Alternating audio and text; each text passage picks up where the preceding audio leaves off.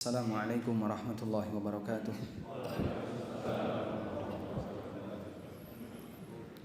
Alhamdulillahi haqqa hamdih wa ashhadu an la ilaha illallah wahdahu la syarika lah ta'dhiman li majdih wa ashhadu anna Muhammadan abduhu wa rasuluh sallallahu alaihi wa ala alihi wa sahbihi wa sallama tasliman katsira ila yaumiddin. Alhamdulillah, puji syukur kita haturkan kehadirat Allah Subhanahu wa taala atas kemudahan yang Allah berikan bagi kita sehingga di pagi hari ini kita bisa belajar bersama insyaallah di salah satu Raudhatul Jannah, di salah satu taman surga. Sebagaimana yang disabdakan Nabi sallallahu alaihi wasallam, "Wa idza marartum bi riyadil jannah farta'u." Apabila kalian melewati raudhah, maka mendekatlah. Maka para sahabat bertanya, "Wa ma riyadul jannah ya Rasulullah?" Apa yang dimaksud dengan taman-taman surga itu ya Rasulullah? Faqala hilaqud dzikri. Yang dimaksud dengan taman surga itu adalah halaqah ilmu. Halaqah di mana disebutkan tentang halal dan haram.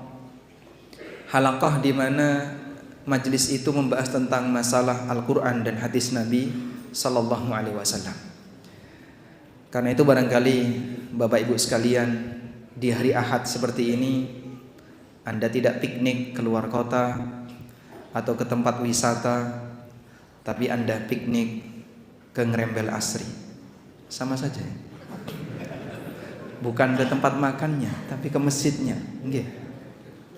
Habis ini kemana? Mampir ke depan. Oh, masya Allah. Pelengkapnya dari sini terus ke depan.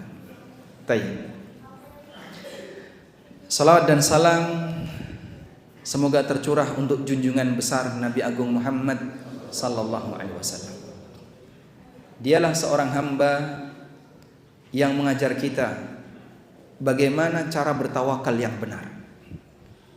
Sehingga dengan modal tawakal yang benar ini, manusia dalam mencari harta terasa lebih nyaman, lebih tenang, tidak ada tekanan karena penyakit yang terburu-buru yang ada pada diri manusia. Penyakit terburu-buru itu menyebabkan orang jadi termotivasi cepat sukses sebelum waktunya, ingin mendapatkan sesuatu sebelum saatnya, dan itu menyebabkan dia terpaksa harus mengambil sesuatu yang haram. Yang insya Allah akan menjadi tema kajian kita di pagi hari ini. Gimana bunyi temanya? Mencari rizki dari langit. Kemudian tidak lupa kita menghaturkan jazakumullah khairan kepada panitia kajian Masjid Aisyah Ngrembel Asri, dan juga kepada Sa'adatul Ustaz Yunus hafizahullah ta'ala wa ra'ah, serta para tokoh agama yang turut diundang di kesempatan kali ini, yang mungkin tidak bisa kami sebutkan namanya satu persatu. Semoga Allah Subhanahu wa taala memberikan bimbingan bagi kita semuanya untuk selalu berada di atas jalan istiqamah. Dan para jamaah sekalian, semoga Allah taala merahmati kita semuanya.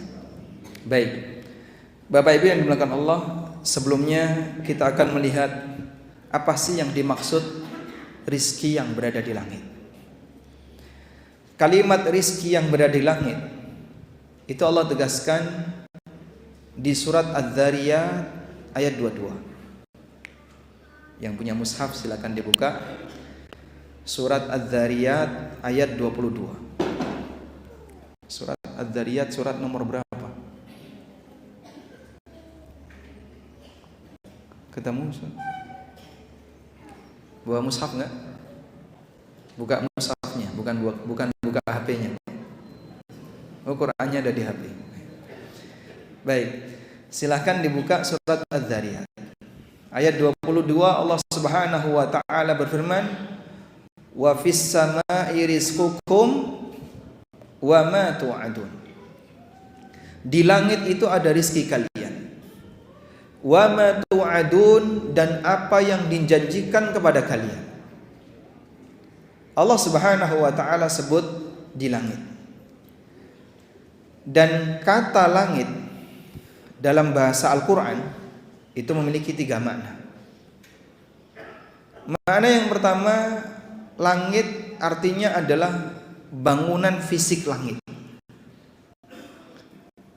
Yang di situ ada zatnya, ada bendanya, ada bangunan fisiknya.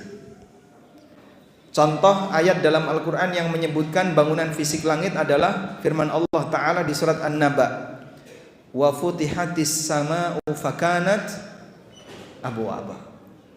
Dibukalah pintu langit, wa futihatis sama', dibukalah langit, fakanat abwaba, dan di sana ada pintu. Kalau di situ ada pintu, mungkin enggak Pak, pintu itu tanpa pegangan? Tidak mungkin. Namanya pintu berarti kanan kirinya adalah bagian yang buntu, sehingga kalau mau masuk harus lewat pintu ini. Dan Allah katakan di langit itu ada pintu, berarti bagian kanan kiri pintu ini bukan tempat masuk untuk menuju langit. Untuk bisa masuk harus melalui pintu ini. Dan Allah katakan langit punya pintu. Nabi SAW juga sering menyinggung tentang masalah pintu langit. Seperti misalnya dalam hadis yang menyebutkan tentang kisah perjalanan arwah sejak mulai dicabut sampai arwah itu dikembalikan lagi oleh Allah ke jasad orang yang meninggal. Dalam hadis dari Al-Barra bin Azib, riwayat Abu Dawud, Ibnu Majah dan yang lainnya. Nah, minta tolong bisa merapat Pak, terutama yang depan bangku merah ini ya. Silakan boleh merapat ke depan lagi, kasihan yang biar nggak kepanasan yang di belakang. Yang di depan kedinginan, belakang kepanasan. Masya Allah, alhamdulillah, syukur. Barakallahu fiikum. Silakan merapat. Berikan kesempatan yang usianya 70 ke atas boleh nyender.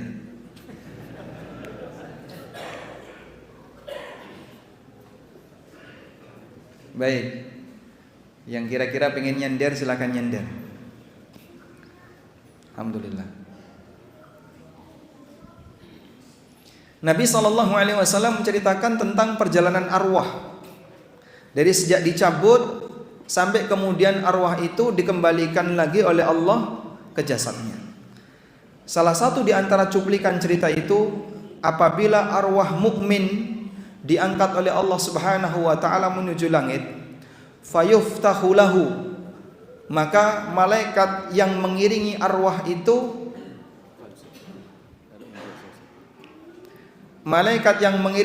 itu minta untuk pintunya dibukakan. Fafutiha lahu, kemudian pintu itu dibukakan. Akhirnya dia pun naik menuju langit dunia. Terus demikian sampai ke langit yang ke-7. Sehingga di langit itu ada pintu.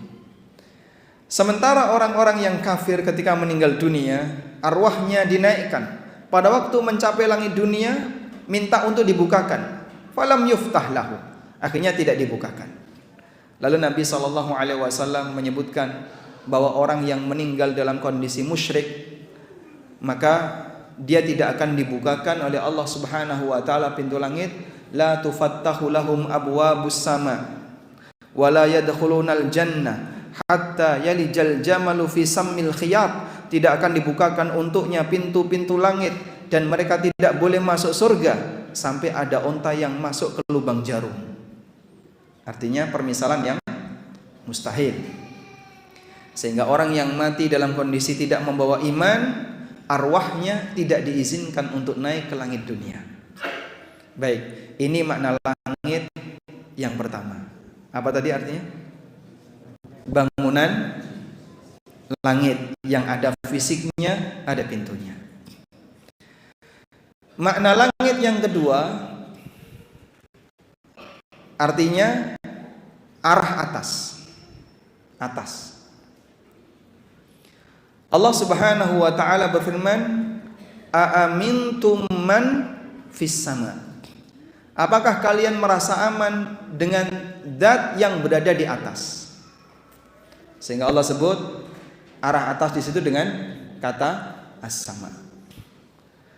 Demikian pula Allah Subhanahu wa taala berfirman berkaitan dengan arah atas. Yas'udu ilas sama, naik ke arah atas. Sehingga as-sama makna yang kedua dalam bahasa Quran artinya adalah atas. Makna as-sama yang ketiga dalam bahasa Quran artinya adalah awan. Artinya awan.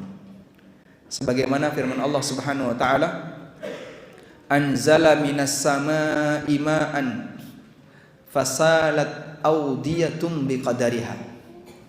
Allah menurunkan air dari as-sama. Dan as-sama untuk makna yang ketiga di sini artinya apa? Awan. Allah menurunkan air dari awan. Sehingga ada ungkapan dalam bahasa Arab, ra'aitus sama. Aku menunggu datangnya as-sama. Maksudnya adalah menunggu datangnya awan yang membawa hujan. Karena orang Arab ingin mencari di mana ada rumput berada. Kalau di situ ada hujan, biasanya akan ada rumput. Mereka katakan ra'aitu as-sama. Aku menunggu datangnya as-sama. Maksudnya adalah awan yang membawa hujan. Baik. Sekarang kalau dalam ayat ini di surat Adz-Dzariyat ayat 22, Allah Subhanahu wa taala mengatakan, wa fis samaa'i rizqukum wa ma tu'adun. Di as-sama ada rizki kalian. Wa ma tu'adun, dan apa yang dijanjikan untuk kalian. Apa makna as-sama di sini? Dalam tafsir yang disampaikan oleh Ibnu Katsir, beliau mengatakan qauluhu wa fis samaa'i rizqukum yakni al-matar. Firman Allah Ta'ala wa fis samaa'i rizqukum maknanya adalah hujan. Sehingga as-sama di sini artinya apa? Awan, ya. Karena tadi kata as-sama punya tiga makna.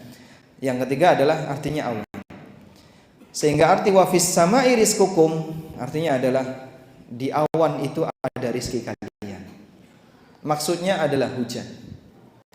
Allah Subhanahu wa taala menyebut hujan dengan as-sama, dijelaskan oleh Al-Baghawi dalam tafsirnya. Wa fis samaa'i rizqukum, kata Al-Baghawi, qala Ibnu Abbas wa Mujahid wa Muqatil bin Hayyan. Menurut Ibnu Abbas, Mujahid dan Muqatil bin Hayyan, tiga ulama ahli tafsir. Ibnu Abbas dari kalangan sahabat, Mujahid dari kalangan tabi'in. Yani al-matar alladhi huwa sababul arzaq. Makna dari as-sama di sini adalah hujan yang itu merupakan sebab para hamba, para makhluk mendapatkan rizki dari Allah Subhanahu wa taala berupa bahan makanan. Sehingga dengan keberadaan hujan, sawah menjadi tumbuh. Dengan keberadaan hujan, aneka buah-buahan menghasilkan buahnya. Sebagaimana yang kita pahami. Karena Allah Subhanahu wa taala ciptakan makhluknya, kata Allah, semuanya diciptakan dari air. Waja'alna minal ma'i kulla syai'in hayy. Dan aku jadikan minal ma' dari air kulla syai'in, segala sesuatu itu hayyin, bisa hidup.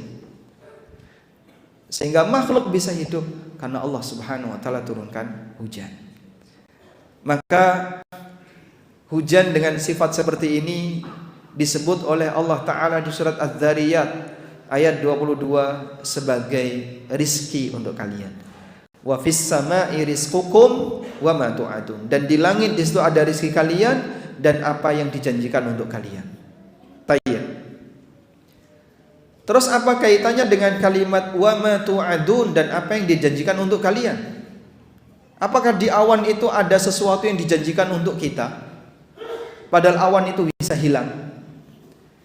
Terus apa yang makna yang dijanjikan untuk kalian dalam ayat ini? Al-Baghawi menyebutkan wa ma tu'adun qala Atha.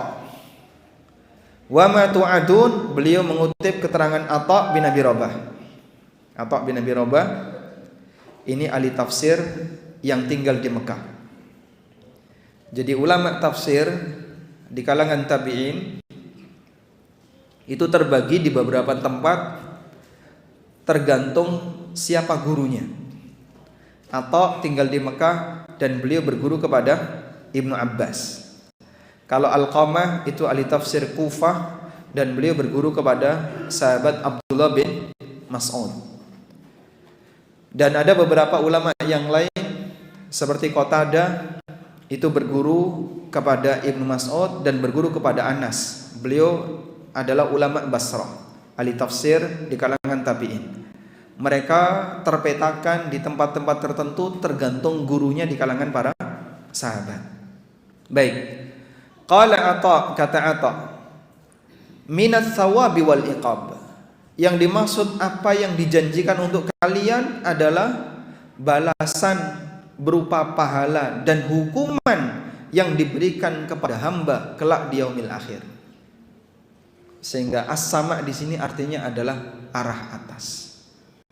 Di mana di atas itu ada hukuman dan ada pahala yang nanti akan diberikan oleh Allah Subhanahu wa taala kepada hambanya turun ketika di hari akhir.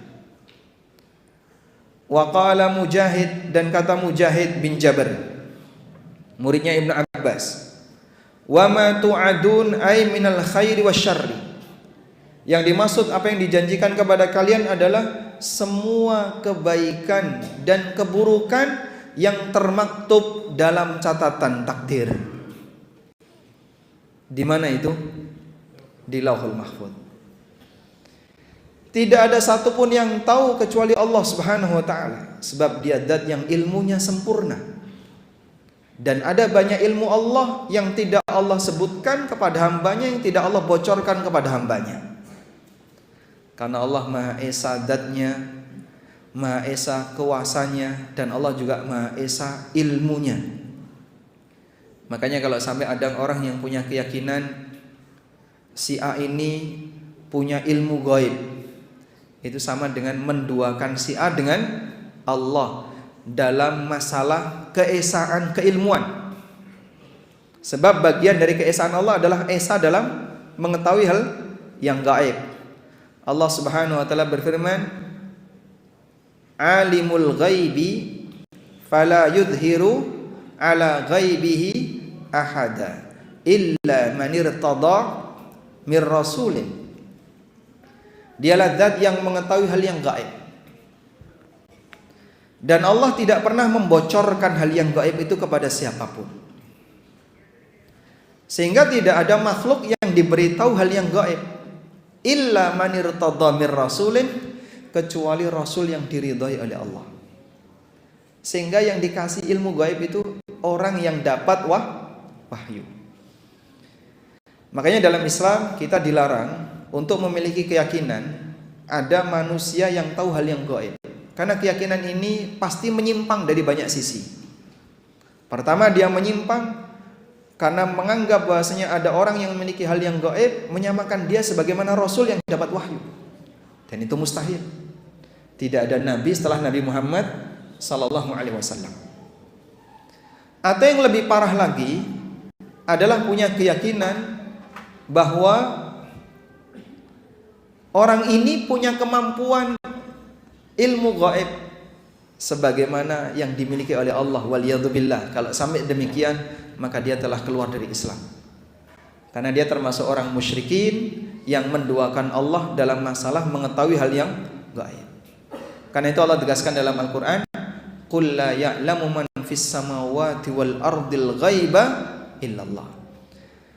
Katakan wahai Muhammad, di langit dan di bumi ini tidak ada satupun makhluk yang mengetahui hal yang gaib kecuali Allah. Sehingga di Lauhul Mahfuz, kenapa disebut sebagai Lauhul Mahfuz? Karena lembaran di sini terjaga. Al-Mahfuz artinya terjaga. Karena lembaran di sini terjaga dari apa? Tidak ada satupun makhluk yang bisa melihat. Terjaga dari perubahan, sehingga makhluk tidak bisa ngintip isi Lauhul Mahfuz.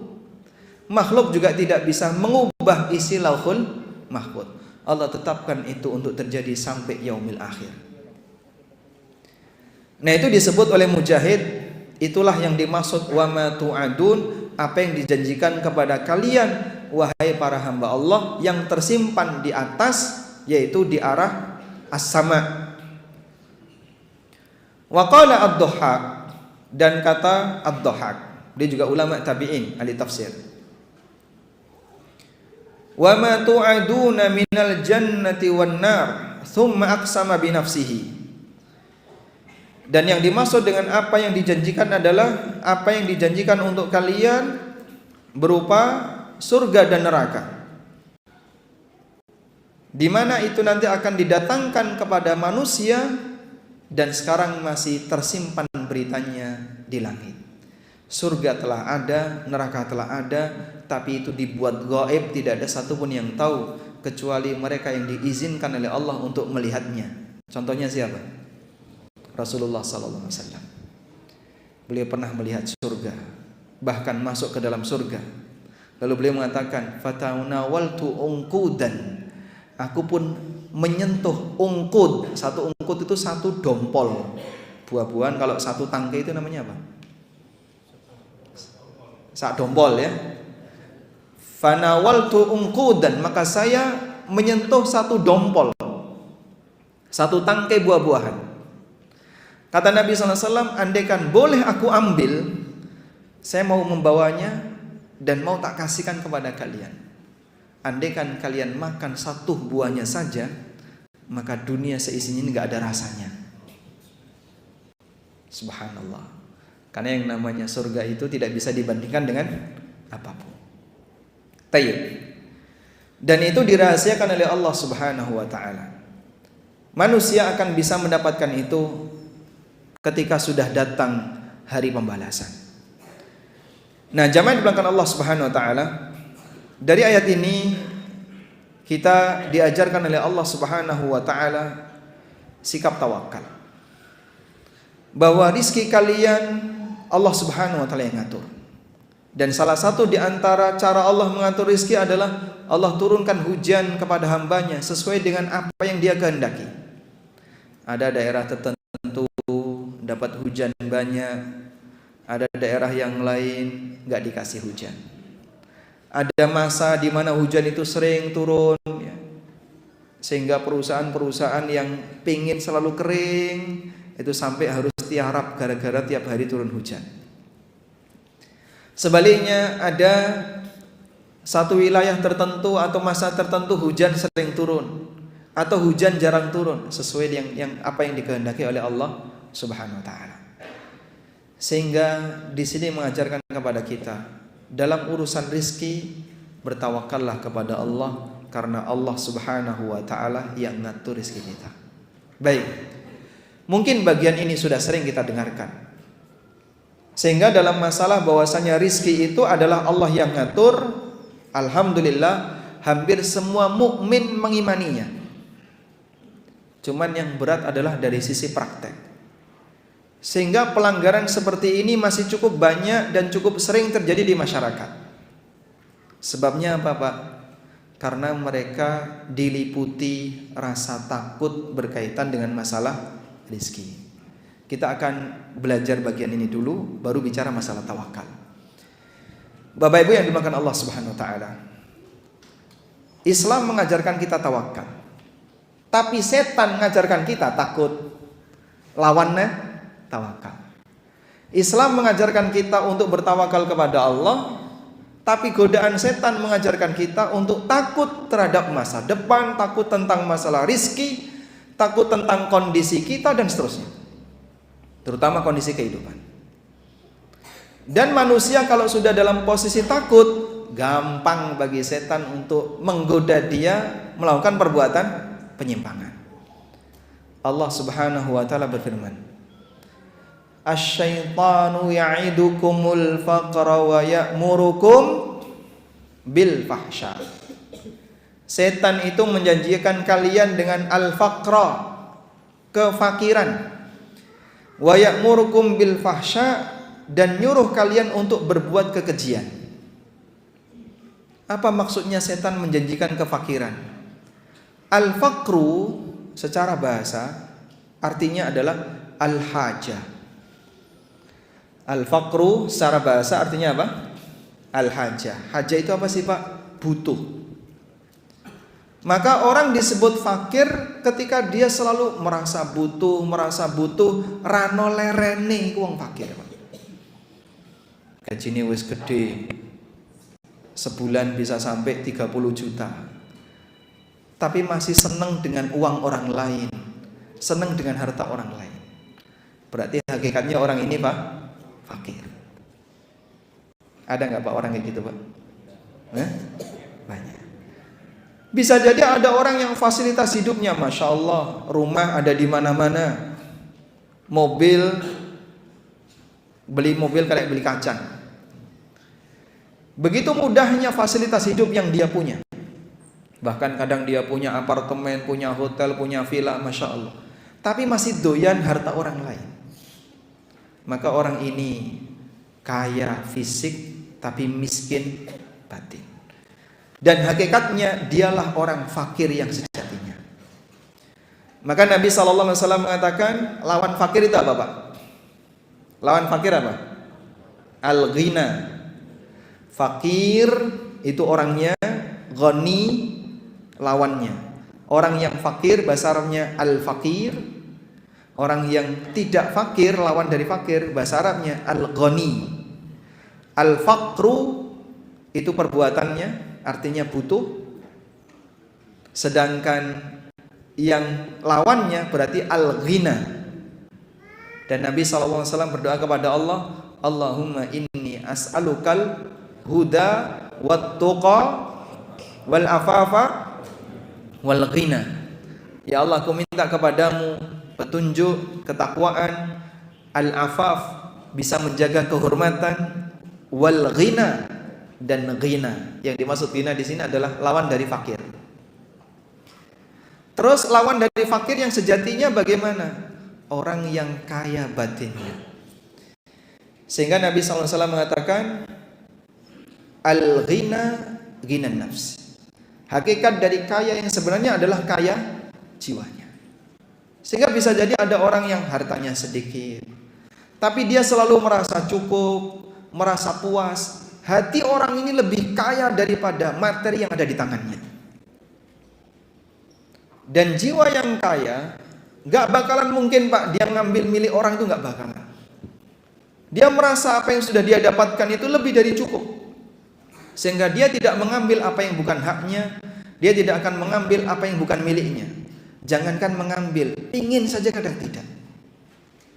Itu loh Pak, sudah ada yang kayak gini, ada ya, biar Allah yang ngasih dia. Dia sudah merasa cukup dengan apa yang telah dia miliki. Itulah kaya yang sebenarnya. Maka Nabi SAW adalah manusia yang paling kaya, karena suasana batinnya maksimal ketika beliau merasa cukup dengan apa yang Allah berikan kepadanya. Dalam salah satu peristiwa ketika Rasulullah SAW sedang mengilak istri beliau. Ada HP yang bunyi Pak? Jangan-jangan konsumen itu.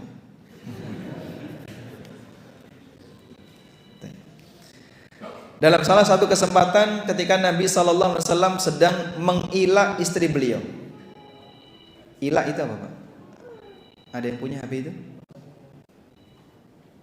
Baik. Minta tolong mungkin di silent dulu ya. Nah. Ilak itu apa tadi Mas? Ilak. Ilak. Ada yang tahu ilak?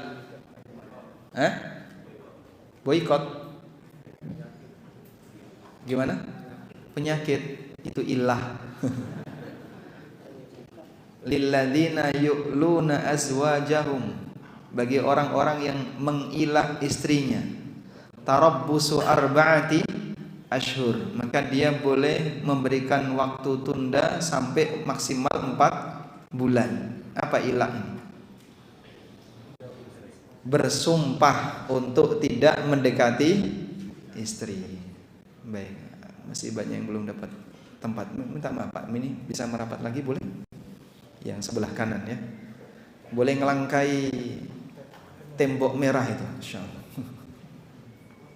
Silakan maju boleh. Mapunten nggih. Jadi mendekat ke Nuwun sewu, mboten napa-napa. Mbah Yai nyender mawon. Baik, mungkin mushafnya bisa digeser maju. Kasihan yang di belakang biar nggak berdiri.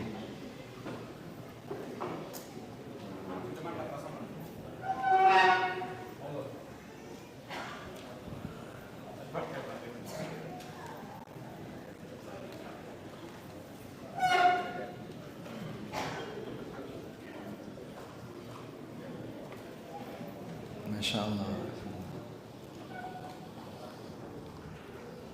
Silakan. Gimana? Yang depan bisa selonjor, silakan maju. Yang depan bisa. Oh, kademen dengar. Nggak ada karpetnya. Ada sewaan tikar nggak? Dengar nggak?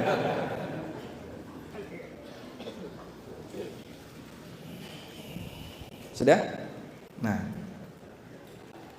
kembali kepada tadi, Nabi SAW adalah orang yang paling kaya hati beliau. Salah satu di antara buktinya kita bisa lihat ketika Rasulullah SAW mengilak istrinya. Ilak tadi apa Pak? Bersumpah untuk tidak mendekati istri. Beliau pernah mengilak seluruh istrinya selama 1 bulan. Karena di semua rumah yang ditempati Nabi SAW ada istri beliau, maka beliau tinggal di sebuah gubuk yang dimiliki oleh salah satu sahabat Ansor. Subhanallah. Di gubuk inilah Nabi SAW beristirahat selama 1 bulan, tidak kumpul sama istrinya. Sehingga para sahabat berkali-kali menjenguk ke beliau karena nggak ada wanita, sehingga mereka dengan mudah masuk ya, untuk menemui Rasulullah SAW. Satu ketika Umar bin Khattab radhiyallahu anhu, di siang hari beliau masuk menemui Rasulullah SAW dalam posisi beliau baru saja bangun dari tidur siang. Ngecap apa Pak? Ngelosor. Di punggung beliau ngecap tikar yang dipakai untuk istirahat. Dan klosor ketika itu tidak selembut sekarang Pak. Karena Anda bisa lihat namanya pelepah kurma dijejer Pak ya, dengan tulang yang masih ada di daunnya itu, bisa jadi ketika dipakai tidur ngecap di punggung. Umar radhiyallahu anhu menangis. Akhirnya Rasulullah SAW tanya kepada Umar, apa yang menyebabkan kau menangis? Ma yubki, kamu ngapain nangis? Kemudian Umar menyebutkan, ya Rasulullah, di sana ada Raja Romawi dengan aneka fasilitas yang mereka punya. Di sana ada Raja Persia dengan aneka fasilitas yang mereka punya. Tapi Anda seperti ini kondisinya. Jawaban Nabi SAW bagaimana? Apakah beliau iri dengan raja itu Pak? Sepeser pun tidak. Sehingga pada saat beliau mendapatkan informasi seperti ini, beliau tidak mengatakan, tenang, sebentar lagi akan kita rebut kerajaan mereka. Apakah beliau menyampaikan demikian? Tidak. Apa yang beliau sampaikan? Ama tarda ya Umar, in kana lahumud dunya walanal akhirah. Tidakkah kamu ridha wahai Umar kalau mereka hanya punya dunia sementara kita punya akhirat? Subhanallah. Sehingga dengan sebab itu beliau meyakinkan bahwa janji Allah di akhirat jauh lebih indah, dan itu membuat perasaan seorang hamba selalu merasa cukup dengan apa yang diberikan oleh Allah. Itulah kekayaan yang sejatinya. Maka bisa jadi ada orang yang secara materi sedikit tapi batinnya kaya, sehingga dia tidak ingin harta orang lain, dia tidak ingin apa yang dimiliki oleh orang lain. Dia meyakini Allah membagi rizki sesuai dengan apa yang dia kehendaki. Tayyib. Selanjutnya jamaah dimulakan Allah Subhanahu wa taala, iblis menggoda hamba dengan kebalikan dari sifat ini, yaitu apa? Al-faqru. di mana orang itu selalu ditakut-takuti, merasa butuh. Al-faqru tadi artinya apa? Butuh. Dia ditakuti, kamu akan butuh ini, kamu butuh ini, kamu butuh ini. Dalam posisi ketika dia ditakuti dengan aneka kebutuhan-kebutuhan yang gak ada ujungnya, maka mudah bagi setan untuk menyesatkan dia, menjerumuskan dia kepada perbuatan yang lebih jahat daripada itu. Aneka maksiat terjadi di muka bumi ini, sebabnya adalah karena tamaknya manusia untuk mengejar kebutuhannya. Maka Allah katakan, asyaitanu ya'idukumul faqra wa ya'murukum bil fahsya. Setan menjanjikan kalian dengan kefakiran dan memerintahkan kalian untuk berbuat perbuatan keji dan mungkar. Contoh sederhana, saya dapat pertanyaan dari ibu-ibu yang waktu itu di Jakarta. Beliau bilang seperti ini, Pak Ustadz, suami saya sudah meninggal. Dan waktu suami saya meninggal, beliau meninggalkan warisan, kalau tidak salah cuma 200 juta atau 300 juta. Dikasihlah warisan senilai uang sekian ratus juta. Beliau tidak punya anak, sehingga hidup sendirian. Nah, beliau karena dulu adalah ibu rumah tangga, tidak punya sumber pendapatan. Akhirnya beliau ini bingung, gimana caranya untuk tetap berpenghasilan rutin tanpa harus mengurangi tabungan. Karena dalam bayangan dia, duit sekian ratus juta, mungkin 200 juta. Kalau dipakai hidup di Jakarta, sementara ujung waktunya nggak tahu sampai kapan beliau akan bertahan hidup, terkuras terus. Jakarta Pak, beda dengan Semarang Pak ya. Nah, sehingga terkuras terus. Itu beliau khawatir, nanti tabungan saya akan habis dalam waktu sekian, menurut perhitungan manusia. Lalu beliau bilang, saya taruh duit sekian ratus juta ini di deposito. Dan tiap bulan saya dapat bunga. Dari bunga itulah yang tak pakai makan sehari-hari. Apa hukumnya? Menurut Anda gimana? Jawaban A, boleh. B, tidak boleh. C, pindah Semarang.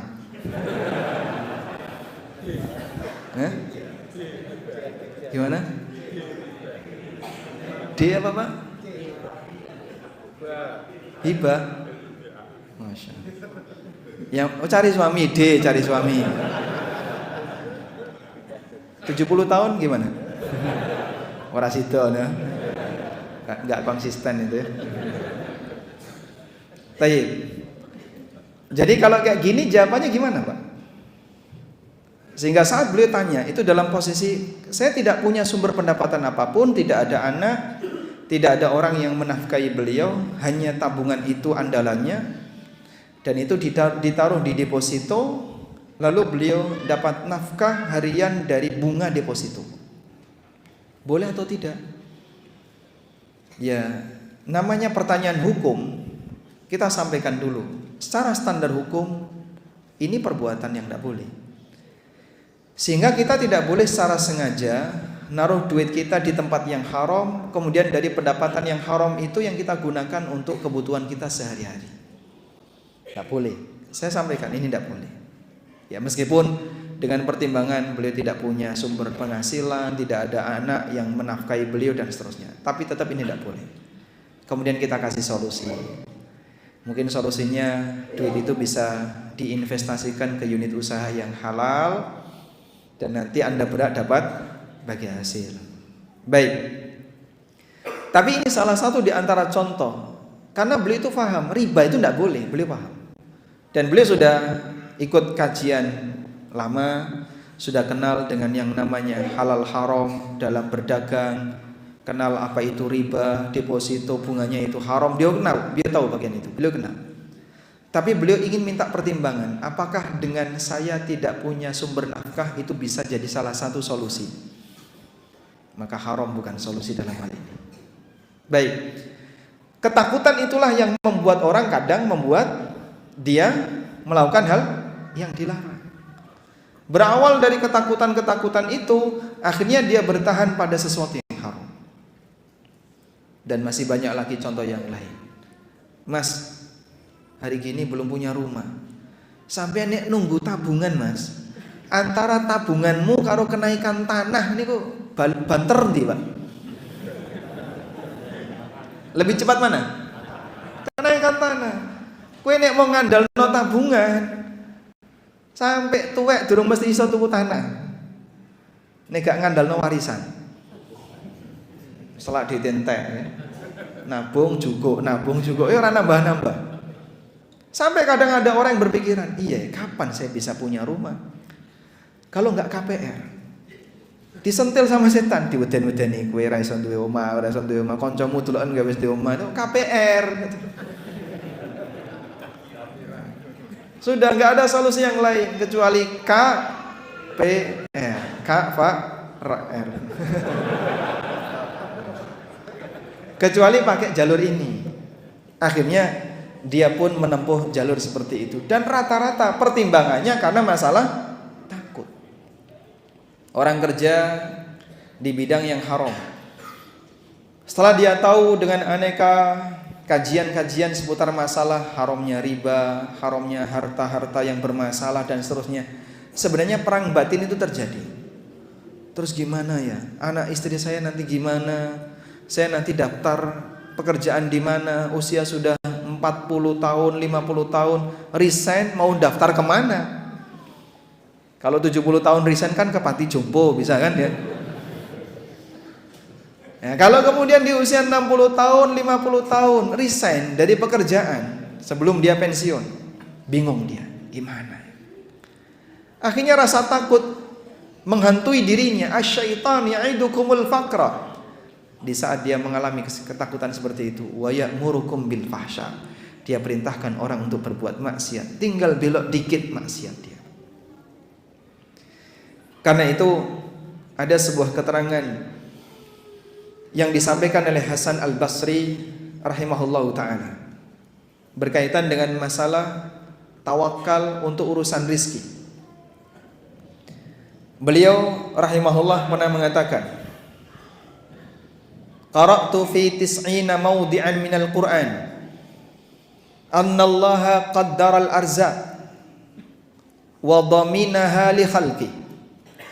Aku membaca dalam Al-Quran itu ada 90 ayat yang menjelaskan bahwa Allah lah yang menakdirkan rizki para hambanya, dan Allah yang ngasih jaminan untuk seluruh makhluknya. Wa qara'tu fi mawdi'in wahid, dan aku membaca ada satu ayat dalam Al-Quran, asyaitanu ya'idukumul faqra. Setan menjanjikan kefakiran bagi kalian. Di mana setan membuat rasa takut, yang itu bertentangan dengan prinsip tawakal. Sehingga orang selalu dihantui dengan butuh. Kamu kalau nggak ambil ini peluang loh ya, belum tentu peluang datang lagi. Ambil, ayo ambil. Sayang ini, tapi kan harus pakai sogok. Nggak apa-apa, nanti tobat setelah itu. Dihantui dengan aneka rasa takut, dan itu disebutkan dalam Al-Quran dalam satu ayat, asyaitanu ya'idukumul faqra. Apa kata Hasan Al-Basri? Fasyakakna fi qawlis sadiq fi tis'ina mawdi'an. Tapi anehnya kita meragukan firman Allah Ta'ala yang benar di 90 ayat itu kita ragu. Wa saddaqna qawlal kadzib fi mawdi'in wahid. Tapi kita membenarkan perkataan pendusta yaitu iblis yang disebutkan oleh Allah pada satu ayat.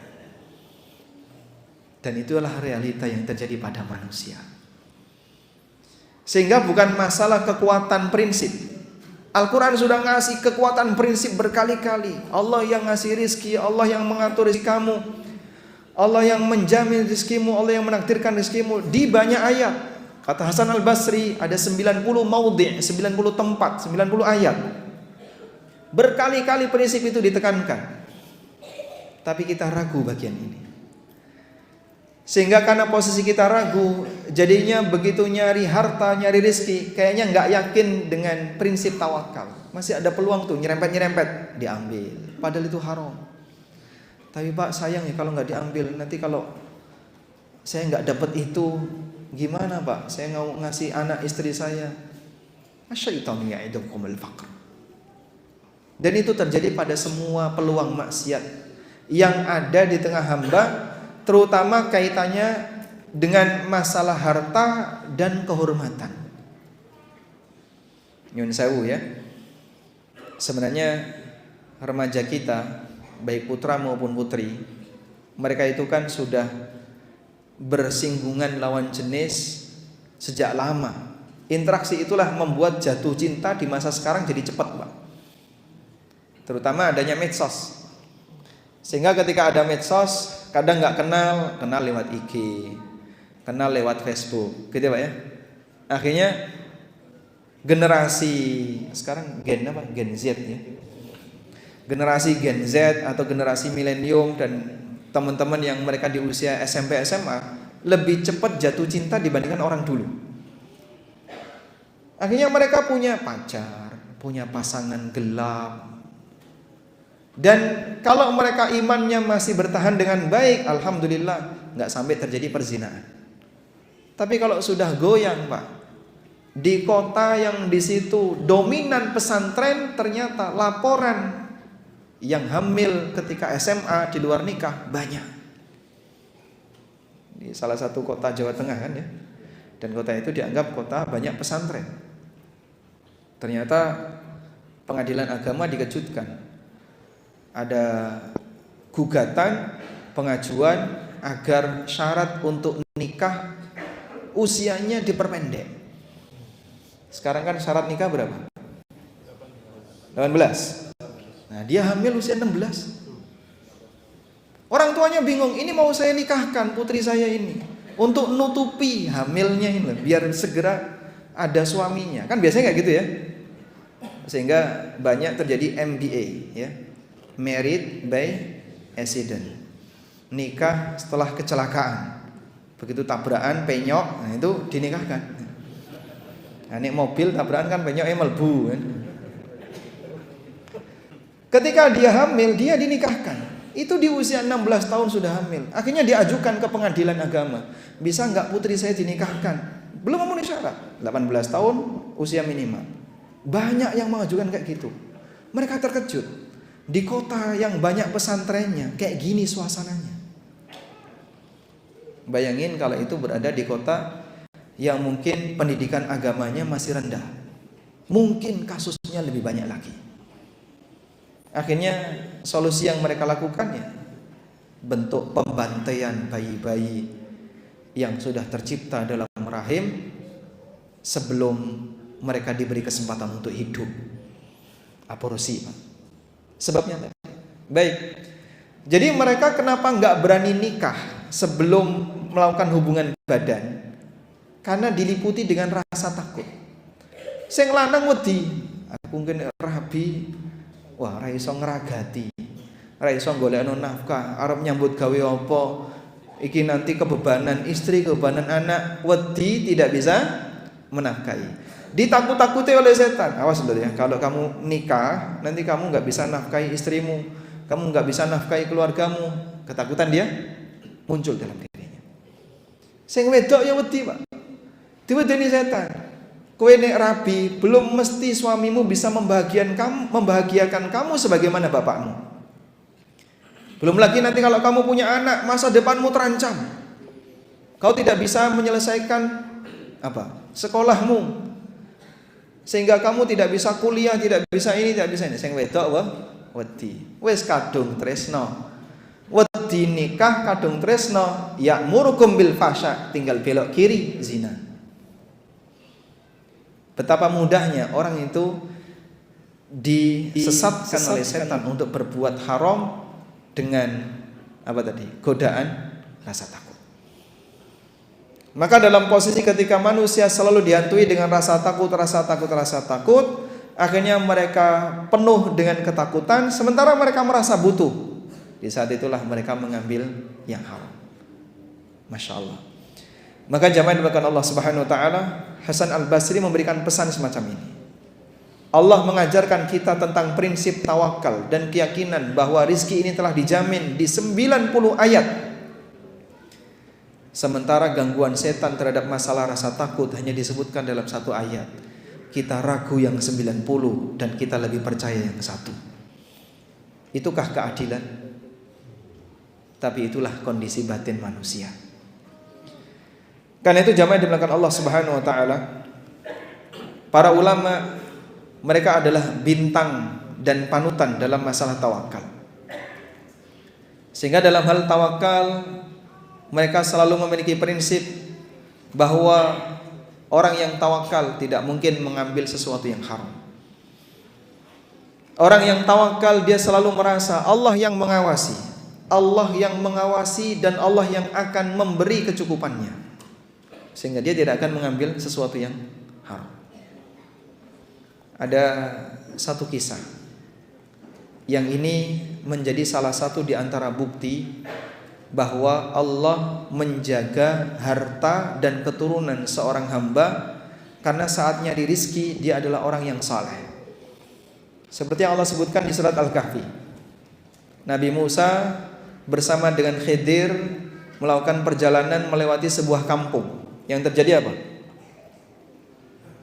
Mereka mau mampir di rumah warga, tidak ada satupun yang mau menerima. Sehingga ketika mereka mau ditamoni seorang nabi, satu kampung nolak. Ini kan kampung paling pelit di dunia ini, Pak. Bayangin, Pak, kalau ada nabi di Semarang, kira-kira gimana, Pak? Ya? Rebutan kita. Ayo ke rumah saya saja. Kita akan menyediakan istana untuk beliau sebagai tempat tinggal beliau. Dua nabi bahkan, Nabi Musa alaihissalam dan Khidir alaihissalam, datang ke sebuah kampung, gak ada satupun yang mau menerima. Sampai akhirnya mereka ketemu dengan tembok yang mau roboh. Kemudian Khidir membangunkan tembok itu, dibangun ulang tegak sempurna agar tidak roboh. Nabi Musa mengatakan kepada Khidir, kenapa Anda tidak minta upah? Wong kita minta bertamu saja nggak ada yang mau menerima, tiba-tiba kau dengan sukarela membangunkan tembok tanpa upah, tanpa bayaran. Nah, kemudian Khidir ngasih penjelasan. Gimana penjelasan Khidir? Ammal jidaru fakana li ghulamaini yatimaini fil madinati wa kana tahtahu kanzul lahuma wa kana abuhuma salihah. Adapun tembok itu adalah tembok milik dua anak yatim yang ada di kota itu. Di bawahnya ada kanzul lahuma, ada harta warisan milik keduanya. Karena ini anak yatim, dia belum bisa ngatur harta, makanya hartanya disembunyikan oleh orang tuanya di bawah itu tembok. Kalau tembok ini roboh, hartanya kelihatan. Wallahu alam, gimana Pak hartanya kelihatan? Berarti pondasinya, wallahu alam. Yang jelas, pokoknya harta itu merasa dalam posisi aman ketika temboknya tegak. Terus Khidir mengatakan, wa kana abuhuma salih. Dan bapak dari anak yatim ini adalah orang saleh. Saleh ketika apa? Ketika mereka hidup. Beliau adalah orang yang saleh hubungannya dengan Allah dan saleh hubungannya dengan makhluk, sehingga Allah jaga anak dan hartanya dari gangguan orang lain. Sebagaimana yang disebutkan dalam tafsir, kalau tidak salah tafsir Jalalain, fahufidha bi salahihi, maka dengan kesalahan bapaknya Allah jaga malahu wa waladahu, Allah jaga harta dan anaknya. Sehingga kebaikan itu datang berupa penjagaan yang diberikan oleh Allah pada harta yang kita punya, karena harta itu didapatkan dengan cara yang halal. Wa may yatawakkal 'ala Allahi fa huwa hasbuh. Dan siapa yang bertawakal kepada Allah dalam mencari harta, maka Allah akan cukupi. Harta ini dijaga oleh Allah, Allah cukupi. Makanya Pak, kadang kan kita begini ya, duwe kendaraan kok bolak-balik wato, nek gak wato mlebu bengkel, tiap hari buka kap. Setelah aman, ada yang maling kendaraan kita, entah dipecah kacane juga apa nih. Sehingga ada orang yang punya barang tertentu, ono sing gampang rusak, ono sing awet. Ada orang punya rumah, tiap hari renovasi, bocor kanan, bocor kiri, bocor tengah. Bendino mung isine di rumah kok ya ora tau leren ning ngerombak omah. dandani kene, begitu Pak ya. Allah Subhanahu wa taala terkadang memberikan ujian kepada hamba dengan harta yang dia punya. Mungkin kalau ini terjadi barangkali sebagai bentuk muhasabah kepada diri kita. Apakah ini indikasi saya dapat ini enggak benar? Atau ada bagian yang haram yang saya dapatkan? Makanya jadinya harta saya tidak berkah, tidak banyak manfaat, selalu saja ada masalah dengan harta yang saya punya. Bisa jadi sebabnya itu. Allah enggak jaga harta kita disebabkan ketika kita mengambilnya caranya salah. Baik. Ada satu kisah yang ini terjadi di zaman Amirul Mukminin Umar bin Khattab radhiyallahu anhu. Beliau termasuk di antara orang yang sangat serius dalam memperhatikan kondisi ekonomi masyarakat. Sehingga Umar itu senang belusuan, ya. Kemudian inspeksi pasar, memberikan pendidikan dan edukasi kepada para pelaku pasar. Sampai satu ketika beliau ini dapat laporan bahwa ada orang yang jualan susunya dicampur air sehingga lebih encer. Dan itu jadi keluhan sebagian warga Madinah. Akhirnya Umar membuat kebijakan. Ada satu disertasi, yang disertasi itu sudah diterjemahkan ke dalam bahasa Indonesia. Tapi saya cari buku itu jarang. Cuman saya nemu buku itu waktu saya di Malang. Ada rumah dosen yang punya buku itu berbahasa Indonesia. Akhirnya saya cari bahasa Arabnya ketemu. Al-Iqtisad Al-Islami Inda Amirul Mukminin Umar bin Khattab radhiyallahu anhu. Fikih ekonomi Islam menurut Umar bin Khattab radhiyallahu anhu. Nah, itu banyak berisi tentang kebijakan-kebijakan Amirul Mukminin dalam mengatur perekonomian di zaman beliau. Dan buku ini salah satu referensi saya dalam nulis satu buku kecil judulnya Pasar Muslim dan Dunia Makelar. Ya, mungkin ada sebagian teman-teman yang sudah punya buku itu. Baik. Umar bin Khattab radhiyallahu anhu akhirnya membuat kebijakan. Siapa yang mencampurkan susu dengan air, maka dia akan mendapatkan hukuman yang keras dari negara.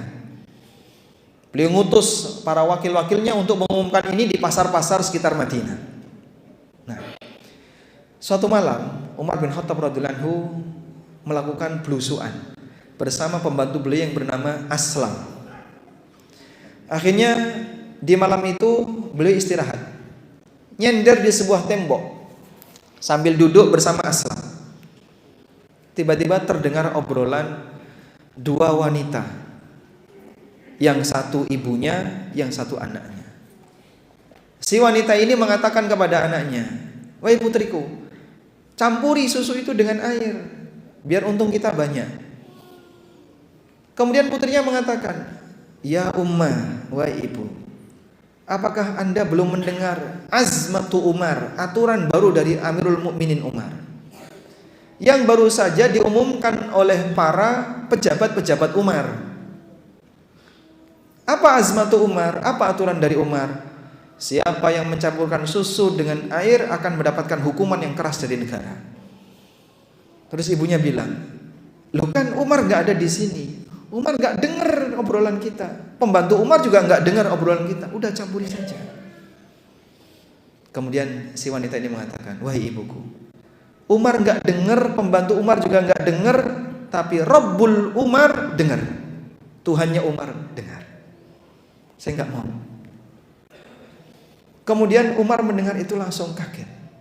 Beliau minta kepada Aslam, "Aslam, tandai rumah ini dan kenali ini di daerah mana." Ditandai oleh Aslam, kemudian dikenali ini dusun mana, terus beliau pulang. Dan keesokan harinya Umar memerintahkan kepada Aslam, "Tolong kamu periksa siapa wanita yang ngobrol tadi malam itu." Datanglah Aslam ke rumah itu, ya mungkin berpura-pura bertamu dan seterusnya. Sampai akhirnya dapat data, dilaporkan kepada Amirul Mukminin, "Wahai Amirul Mukminin, ini obrolan wanita janda yang sudah separuh baya, umur 60 itu gelarnya apa? 60, baya-baya gitu aja. Separuh baya itu umur berapa? 40. Oh, 35 itu separuh baya. Kok ya cepet ya. Pokoknya di usia 60-an ya. Dan dengan seorang putri beliau yang belum menikah, nggak ada satupun lelaki di rumah itu. Akhirnya Umar langsung menawarkan kepada anak-anaknya, siapa di antara kalian yang mau nikah? Semua anaknya ketika itu sudah punya istri kecuali satu, namanya Asim. Akhirnya Asim yang bersedia, baik saya mau nikah. Maka Asim pun dinikahkan dengan wanita ini yang ngobrol tadi malam. Dengan kejujurannya, dengan tawakalnya kepada Allah yang dia ingin semua harta yang didapatkan halal, dinikahkan dengan orang ini, Asim. Wanita ini bernama Ummu Ammarah bintu Sufyan. Dari pernikahan ini terlahirlah beberapa anak, salah satunya anak perempuan yang bernama Ummu Asim. Ada? Lalu Ummu Asim setelah dewasa menikah dengan seorang lelaki yang bernama Abdul Aziz bin Marwan. Dari pernikahan Ummu Asim dengan Abdul Aziz bin Marwan terlahirlah Umar bin Abdul Aziz, Khalifatul Rashid yang terkenal di zaman tabi'in. Makanya sering kita dengar ya, Umar bin Abdul Aziz itu cicitnya Umar bin Khattab. Itu sebenarnya nggak nyambung, Mbak. Karena Umar bin Abdul Aziz itu khalifah daulah Bani apa? Bani apa? Umayyah. Masya Allah, dapat hadiah. Masya Allah. Dari Bani apa, Mas? Masnya dari Bani apa? Gak punya Bani? Oh enggak. Bani Semarang ya. Nah. Terlahirlah seorang anak yang bernama Umar bin Abdul Aziz. Umar bin Abdul Aziz dari Bani Umayyah. Karena seluruh khalifah dari Bani Umayyah hanya boleh berasal dari keturunan Bani Umayyah. Selain itu tidak boleh, Pak. Umar itu Bani apa, Umar? Umar bin Khattab dari Bani Abbas. Abbas itu Ahlul Bait. Bani Hashim juga Ahlul Bait, bukan? Umar bin Khattab Bani Adi, dapat hadiah lagi. Tadi sudah ya? Oh, enggak jadi. Antum enggak hafal Bani-Bani? Kalau Bani Hashim itu Ali bin Abi Thalib itu Bani Hashim, Nabi Muhammad SAW dari Bani Hashim. 4 Khulafaur Rasyidin itu baninya beda semua ya. Abu Bakar dari Bani Tamim, Umar bin Khattab dari Bani Adi, maka Umar Adawi, Umar bin Khattab Al-Adawi. Utsman dari Bani Umayyah dan Ali dari Bani Hashim. Sehingga 4 Khulafaur Rasyidin itu berasal dari bani yang berbeda. Udah? Kalau Umar bin Abdul Aziz cicitnya Umar bin Khattab dari Bani Adi, nggak mungkin jadi khalifah Bani Umayyah. Tapi beliau bapaknya dari Bani Umayyah. Abdul Aziz bin Marwan itu dari Bani Umayyah. Sehingga Umar bin Abdul Aziz bin Marwan bin Hakam ini dari Bani Umayyah. Tapi nyambung ke Umar lewat apa? Lewat ibunya, Ummu Asim bintu Asim bin Umar bin Khattab. Sehingga nyambungnya ke Umar bin Khattab, Umar bin Ummu Asim bintu Asim bin Umar bin Khattab. Jadinya apa? Cicit tapi dari jalur ibu. Makanya nasabnya nggak nyambung. Dipahami ya? Baik, catat barangkali masuk kuis nanti ya. Subhanallah. Sebuah tawakal yang luar biasa. Dan semangat selalu merasa diawasi oleh Allah, sampai pun dalam posisi rahasia di mana orang tidak ada yang tahu, tapi beliau tetap menjaga prinsip, tidak boleh. Walaupun itu tujuannya untuk dapat untung besar. Dan ini obrolan seorang janda yang tidak punya sumber nafkah dari lelaki bersama putrinya yang belum menikah. Biasanya orang kalau dalam kondisi seperti ini kan takut, terus besok nasib kita gimana, masa depan kita gimana. Tapi Masya Allah, Allah anugerahkan keturunan yang luar biasa. Umar ibn Abdul Aziz rahimahullah. Baik. Yang kedua, Orang yang dia punya prinsip tawakal, maka dia sadar bahwa segala hidupnya dicukupi oleh Allah, sehingga dia yakin rizkinya telah ditetapkan dan gak bakalan geser ke tempat orang lain. Karena itu ada sebuah keterangan yang disampaikan oleh Imam Hatim Al-A'sam. Imam Hatim Al-A'sam mengatakan, alimtu anna rizqi la ya'kuluhu ghairi fatma'annat nafsi. Aku tahu. Imam Hatim Al-A'sam mengatakan, aku tahu bahwasanya rizkiku tidak akan dimakan oleh orang lain. Fatma'annat nafsi, maka jiwaku menjadi tenang. Sehingga karena beliau tahu bahwasanya rizki gak bakalan geser, jiwanya menjadi tenang. Datanglah orang yang mengadukan anaknya yang banyak kepada seorang ulama tabi'in, Ibrahim bin Adham Al-Balkhi. Wahai Syekh Fulan, saya itu Masya Allah, anak saya banyak ya, tapi pendapatan saya sedikit. Saya pusing, saya bingung gimana ngurusi kehidupan mereka semua ini.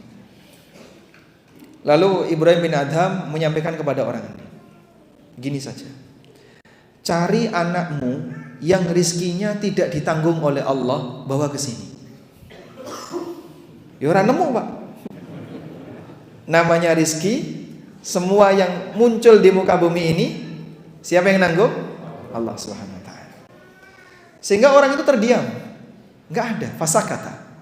Maka dia nggak terdiam. Ya nggak ada, semua anakku rizkinya ditanggung oleh. Terus kenapa kau bingung? Bapak bekerja itu hanya sebagai jalur anak-anak dapat rizki, istri Anda dapat rizki melalui kita bekerja. Maka pastikan cari yang halal, jangan belok ke yang haram. Baik. Di kesempatan yang lain juga diceritakan berkaitan dengan masalah kenaikan harga. Ada seorang yang bernama Abu Hazim. Ketika terjadi kenaikan harga yang mahal, maka banyak masyarakat yang datang kepada Abu Hazim, mengadu kepada Abu Hazim, "Wahai Abu Hazim, gimana ini? Harga-harga pada melambung. Kira-kira nasihat apa yang bisa Anda berikan kepada kami?" Apa kata Abu Hazim? "Wa ma yaghummukum min dzalik. Innal ladzi yarzuquna fir rukhas huwal ladzi yarzuquna fil ghala." Kenapa kau bingung? Kalau harga mahal, kenapa kau bingung? Apa yang membuat kamu bingung? Dat yang ngasih rizki kepada kamu ketika harga murah sama dengan dat yang ngasih rizki kepada kamu ketika terjadi inflasi.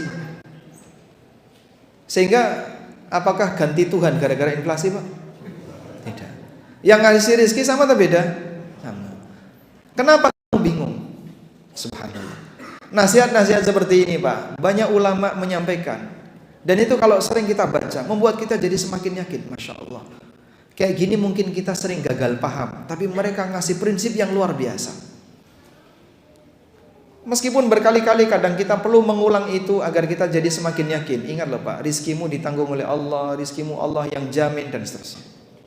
Kenapa kamu harus bingung? Orang kalau sudah terjadi inflasi Pak, gimana Pak? Itu ada orang yang ketakutan sampai bunuh diri. Belum inflasi itu belum menyerang dirinya. Jadi dia masih bisa makan, masih bisa minum. Tapi dia ketakutan. Terus nanti gimana ya nasib saya? Akhirnya karena ketakutan stres bunuh diri. Bunuh diri karena wedi. Di beberapa kota yang tingkat bunuh dirinya tinggi, itu banyak karena pengaruh ketakutan terhadap masalah kenaikan harga. Kok do munda ya? Ndok munda, beras munda, apa-apa munda. Sing ora munda wong siji, awake dhewe orang munda. Dia merasa hanya dia yang tidak naik nilainya. Karena pekerjaan dia hanya itu-itu saja, pendapatan dia hanya itu-itu saja, sehingga menurut dia nggak ada kenaikan untuk pendapatannya. Ketakutan akhirnya bunuh diri. Tapi kalau kita lihat prinsip yang disampaikan oleh para ulama, Yang ngasih rizki kepada kamu di saat harga mahal sama dengan yang ngasih rizki kepada kamu di saat harga murah. Baik, saya mau tanya Pak, mana yang lebih penting? Harga murah tapi nggak bisa beli, ataukah harga mahal bisa beli? Yang mana? Mahal bisa? Nah, yang penting kan iso tuku Pak. Mbah larang, mbah murah, yang penting iso. Dan itu terbukti Pak, subhanallah. Nah, kalau Anda bisa lihat ya, kondisi di Indonesia. Dulu yang namanya bensin berapa Pak? Sebelum kejadian 98, bensin berapa? 700. Sebelum kejadian 98, kurang lebih 700 sampai 1000 ya, antara itu. Ada nggak Anda lihat orang ngantri bensin? Hampir nggak ada. Jadi pembelinya sedikit, padahal bensin murah. Oh, itu kan kendaraannya masih sedikit Pak, pantas pembelinya sedikit. Oke, sekarang kita ganti yang lain ya. Dulu ada mie instan, harga berapa? 200. Saya masih ingat SD itu sekitar 200 mie instan. Harga 200, satu mie instan dipakai makan 3 lawuh iwak mie instan Pak. Iwak apa? Iwak mie. Ya ana iwak endog, ana iwak pitik, iwak mie. Wong Kaliwungu kayak gitu. Jadi satu mie instan dipakai satu keluarga. Saya masih ingat ibu saya itu kalau dulu waktu saya SD ya, beli satu mie instan, terus setelah dimasak ditaruh mangkok dikekep. Ya melembung. Medok melembung itu, nah baru dimakan satu keluarga. Ya, suami istri sama anak-anaknya, satu keluarga cukup dengan satu mie instan. Sehingga dulu satu butir telur mungkin dibagi 5 sama adik-adiknya, gitu Pak. Masih ingat kayak gitu Pak? Masya Allah. Padahal waktu itu harganya murah atau mahal? Murah randuwe. Resatuku. Sampai sekarang, ibu saya pernah bilang, ada satu warung soto, itu dikenal paling enak sekampung ya, di Paciran. Kalau kenal, ini nanti iklan mulanya. Salah saya disebut ya. Dulu kami kalau mau ke warung soto itu lewat terus mencium baunya. Iku cah cilik-cilik karo kanca-kanca kok. Ra iso tuku, Pak. Saya boleh bilang, dhisik murah ra iso tuku. Saiki lebih mahal daripada dulu. Tapi kalau mau beli setiap hari bisa. Itulah kita. Anda yang sekarang di usia 35 ke atas ya, rata-rata mengalami situasi seperti itu. Dulu murah tapi kita nggak bisa beli. Sekarang harganya jauh di atas yang dulu, tapi alhamdulillah kita bisa beli. Beribun, malah turah-turah kita Pak, malah turah-turah. Sehingga kadang nyun sewu ya, nek acara kenduri, nggih, zaman dhisik nggawa muleh sego sak besek, dodok lawang sak jero omah seneng Pak. Wis dinteni. Nggawa sego sak besek itu, dodok lawang sak jero omah seneng. Belakangan kalau kenduri bawa seperti itu, sesuk-esuk segone dijemur, Pak. Leres? Ya. Nggak mau itu anak-anak. Ada ini, itu nggak mau. Makanya kadang besok nek kenduri jaluk mentani weh Mas. Sekarang bentuknya nggak kayak gitu Pak. Pulang bawa apa misalnya? Bawa beras mentah atau bawa telur mentah, kan ditandai ya, diwadahi plastik, dikasih daun. Sama di sini kayak gitu. Endok kasih godong. Tandanya apa nih kok?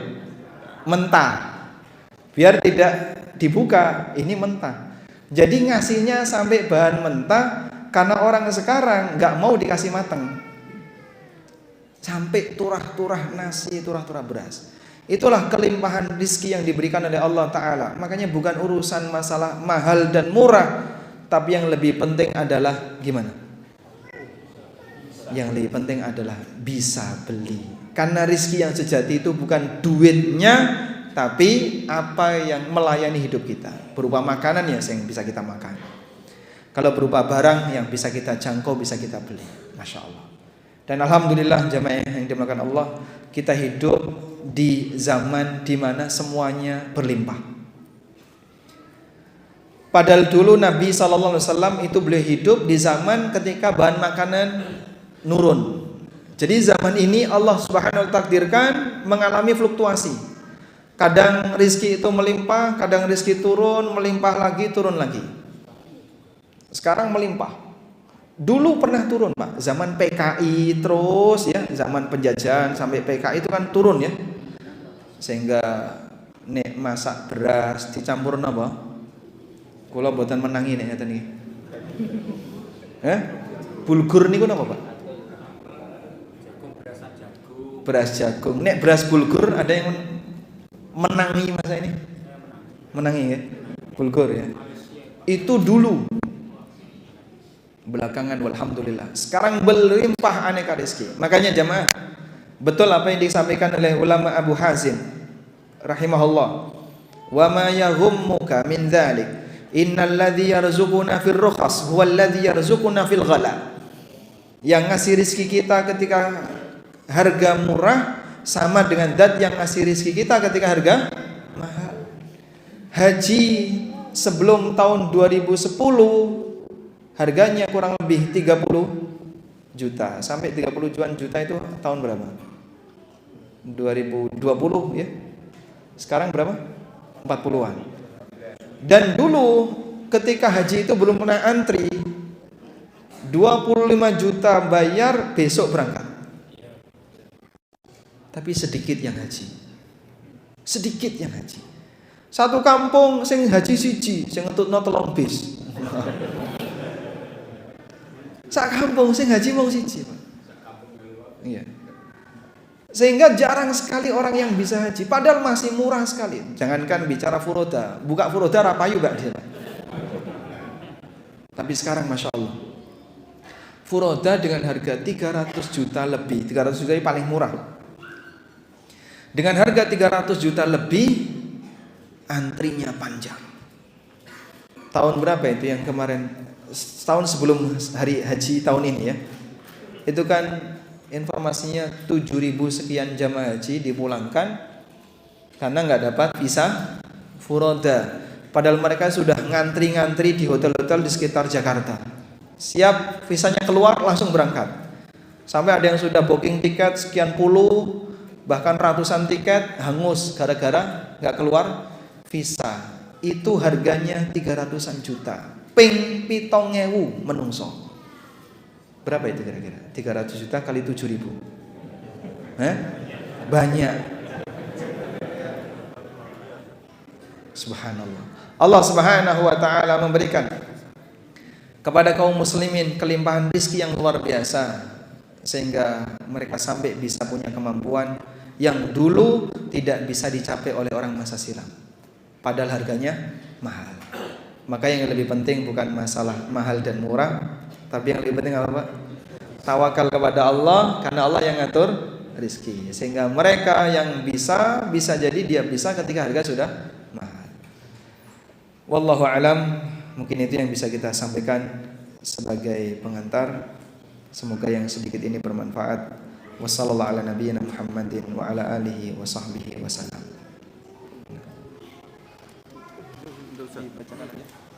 Ada mikrofon? Ada.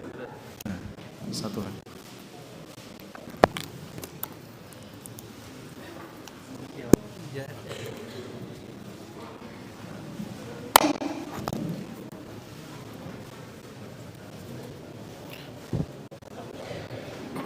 Bismillahirrahmanirrahim.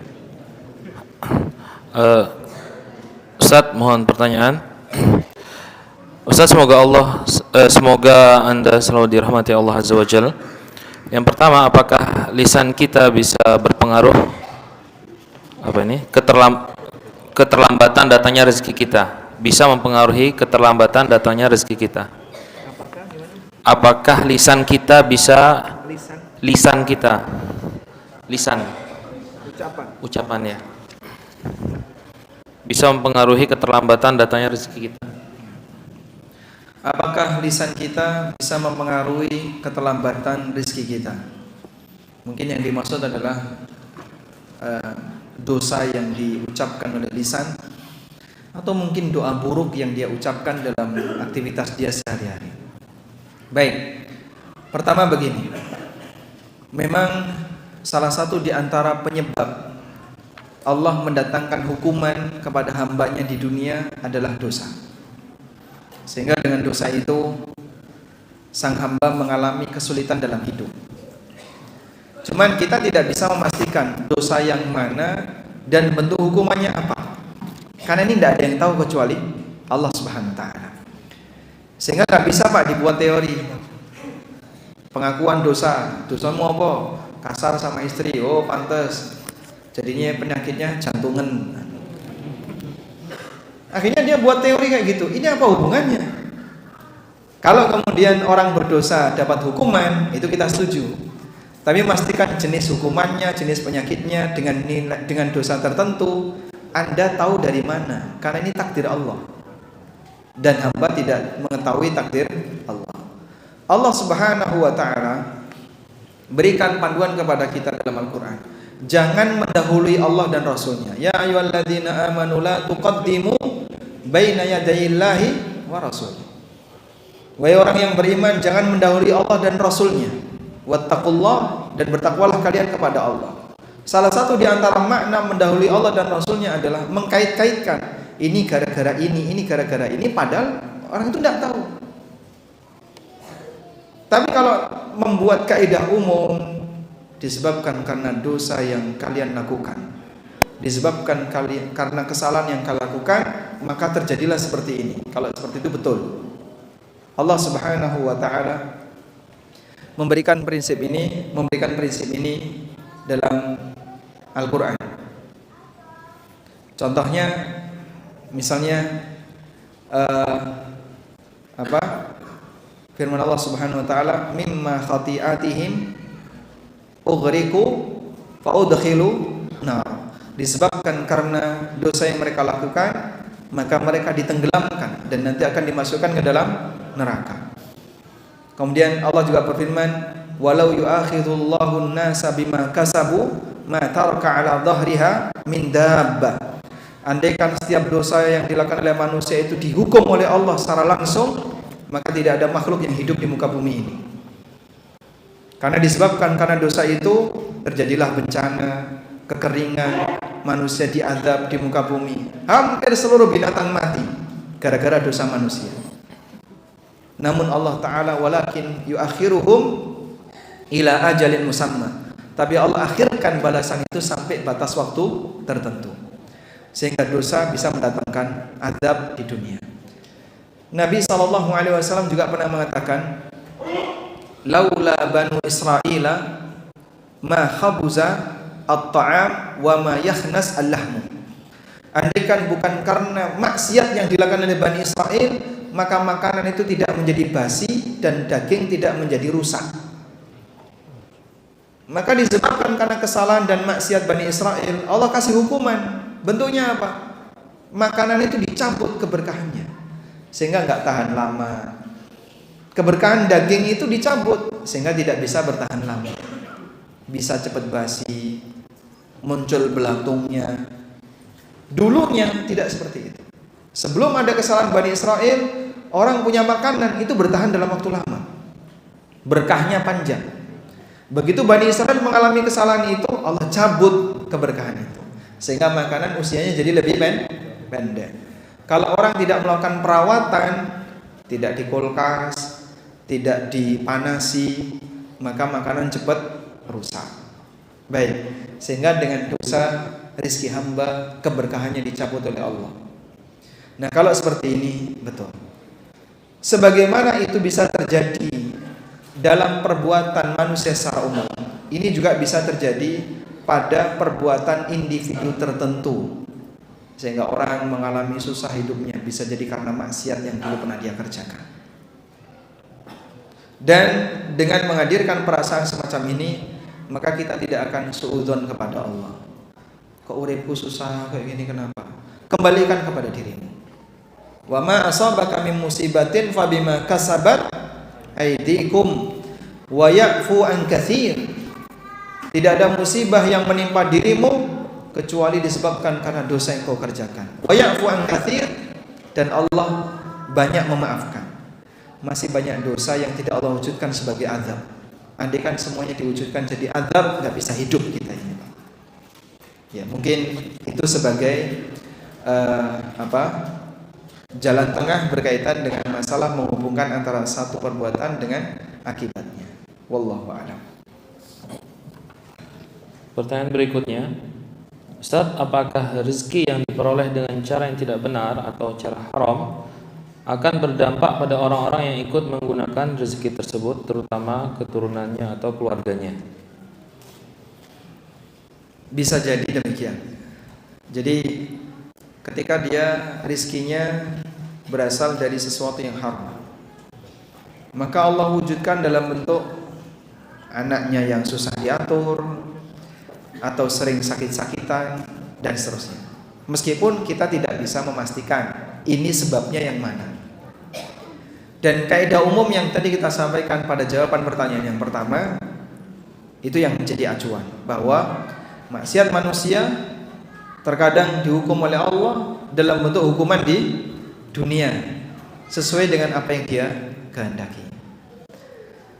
Selanjutnya, jika ada anak yang dia memakan rizki yang haram dari orang tuanya mendapatkan itu dengan cara yang haram, apakah anak ini berdosa? Yang benar tidak berdosa. Jika dia dapatkan itu dengan cara yang merupakan haknya. Hak anak itu apa?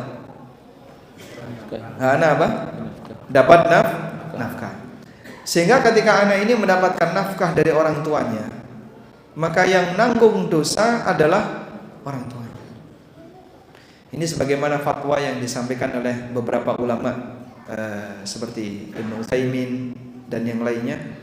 Beliau pernah ditanya tentang orang yang penghasilannya haram, lalu dia ngasih nafkah kepada anak dan istrinya. Nasib anak dan istrinya menerima itu gimana?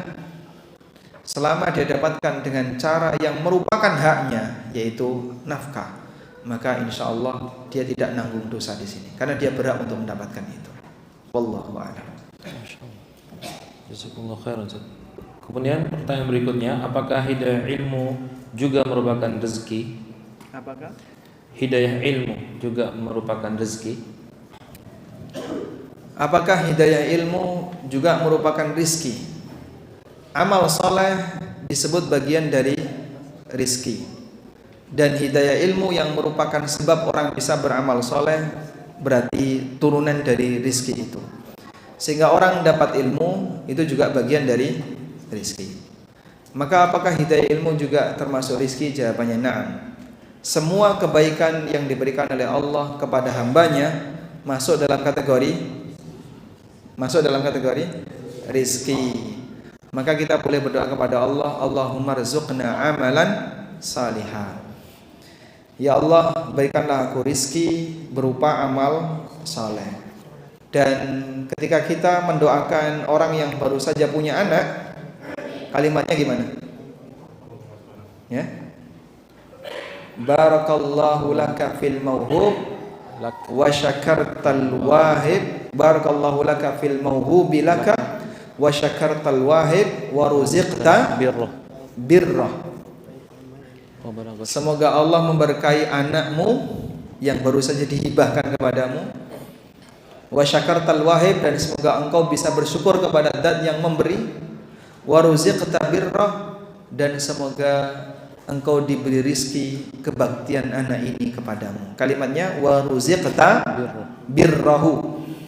Semoga engkau diberi rizki dengan kebaktian anak ini kepadamu. Sehingga rizki itu maknanya luas, tidak hanya sebatas rizki berupa materi. Meskipun dalam makna yang lebih spesifik, penggunaan sehari-hari, rizki itu lebih banyak diartikan untuk materi.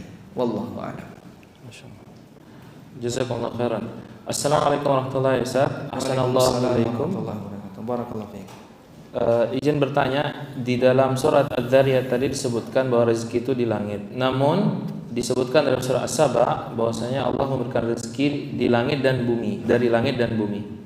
Mohon penjelasan, rezeki itu ada di langit saja atau di langit dan di bumi? Nah, surat As-Saba ayat berapa ini? Surat Saba ayat berapa? Bukan As-Saba. 24. Coba dibuka surat Saba ayat 24. Baik. Surat Saba ayat 24. Surat 34 ayat 24.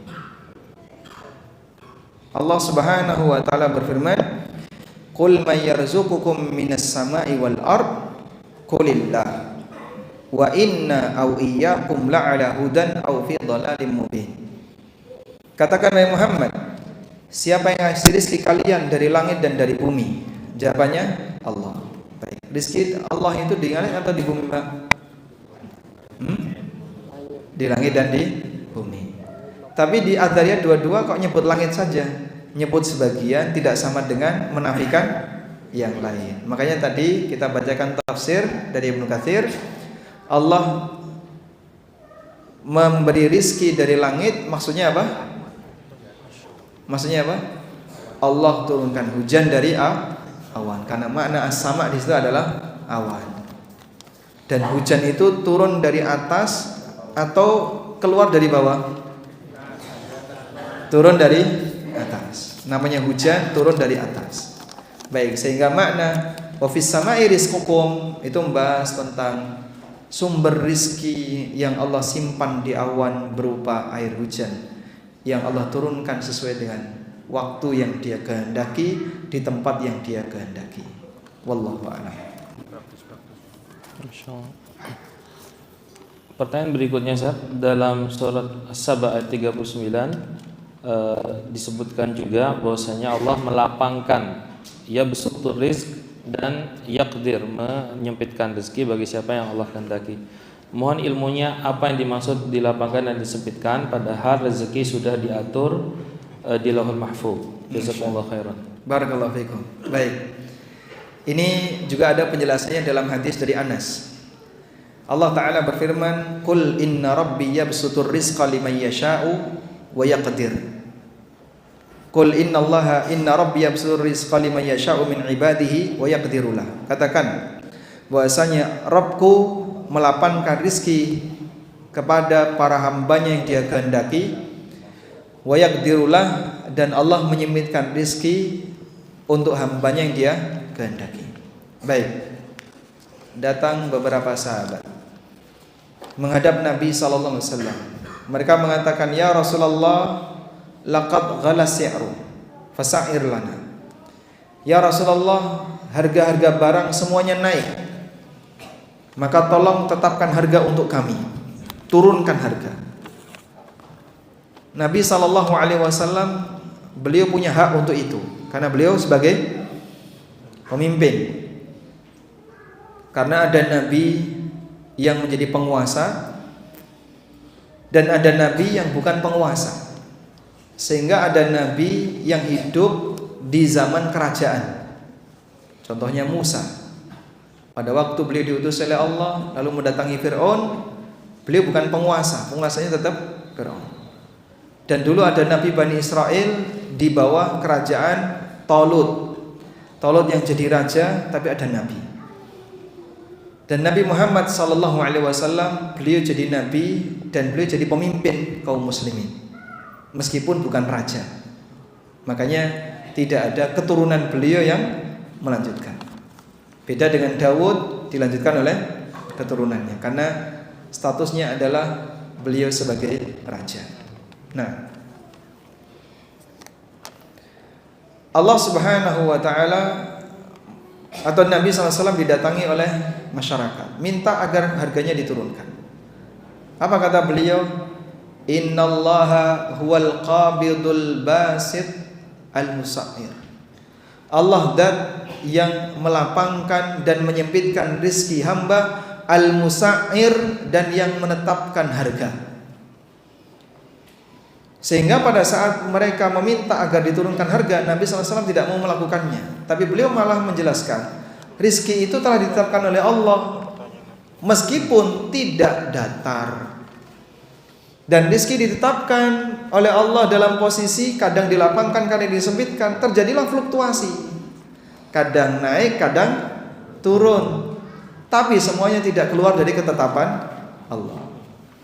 Sehingga Allah Ta'ala tidak mengatakan rizki telah ditetapkan datar, gitu enggak Pak? Tidak. Tapi yang Allah katakan adalah semua makhluk di muka bumi ini Allah yang nanggung rizkinya. Wa ma min dabbatin fil ardi illa 'ala Allahi rizquha. Tidak ada satupun makhluk di muka bumi ini kecuali Allah yang nanggung rizkinya. Dan tidak ada penegasan kalau rizki itu datar. Namun rizki itu terjadi kadang lapang, kadang sempit. Lapang dan sempitnya rizki inilah semuanya telah ditetapkan oleh Allah. Sehingga tidak ada pertentangan antara pernyataan bahwa rizki telah ditetapkan dengan ayat yang mengatakan bahwa Allah terkadang melapangkan dan menyempitkan rizki. Sebab telah ditetapkan itu sifatnya fluktuatif. Wallahu a'lam. Bismillah Ustaz. Tadi disebutkan supaya kita supaya kaya hati itu adalah tawakal. Bagaimana cara memperkuat tawakal? Karena yang saya alami pertolongan Allah itu pada waktu injury time.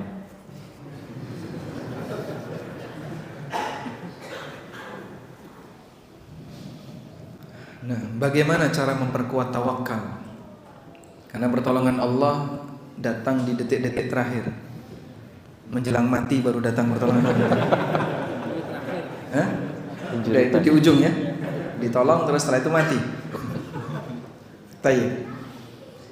Jadi berkaitan dengan perbuatan Allah, hamba itu kan tidak tahu Allah akan berbuat seperti apa terhadap hidupnya.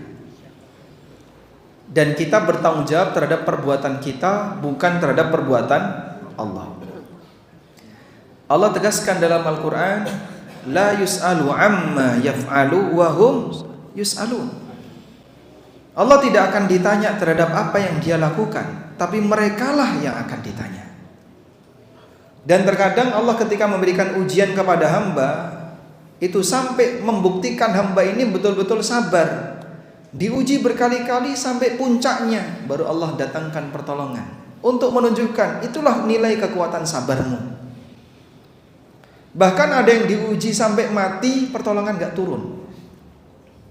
Nabi SAW, atau coba kita lihat ujian yang puncak kemudian turun pertolongan, seperti yang terjadi pada Hajar radhiyallahu anha.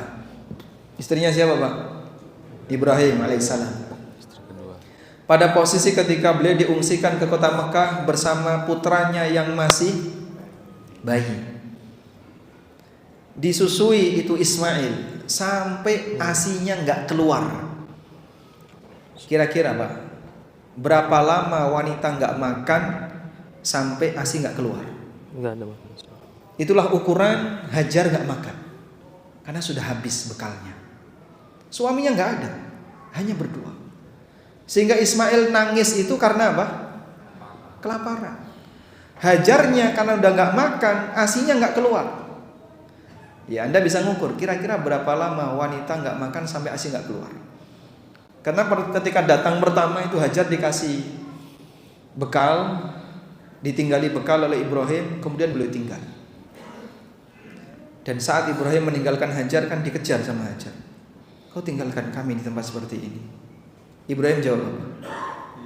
Gak jawab.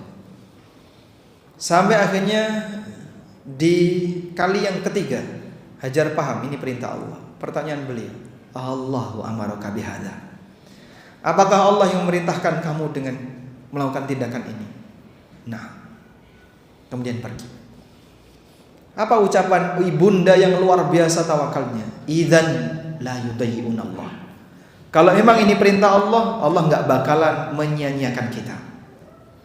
Baru Ibrahim setelah pergi, tertutupi bukit, nggak kelihatan dengan anak dan istrinya. Di saat itulah puncak tawakal muncul. Saya tinggalkan anak dan istriku sampai nggak kelihatan, tertutupi bukit.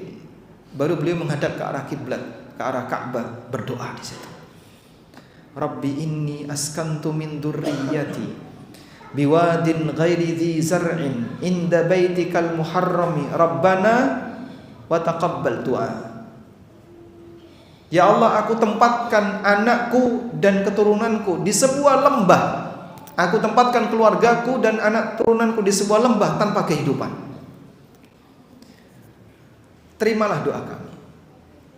Rabbana liyuqimus shalah faj'al af'idatan minan nasi tahwi ilaihim, agar mereka bisa menegakkan salat di tempat ini. Masya Allah. Jadi tujuan besar Ibrahim dengan menaruh anak keturunannya di situ, biar di sini nanti ada orang ibadah, karena ini merupakan rumah pertama, bangunan pertama di muka bumi. Biar di sini nanti ada orang yang salat, menegakkan salat di sini. Faj'al af'idatan minan nasi tahwi ilaihim, maka jadikan seluruh hati manusia senang kepada mereka, sehingga bolak-balik datang ke kota Mekah nggak pernah bosan. Yang pernah umroh boleh nggak angkat tangan? Banyak ya, Masya Allah. Pengen umroh lagi nggak? Sehingga yang sudah pernah umroh pengen balik umroh, yang sudah pernah haji pengen balik haji.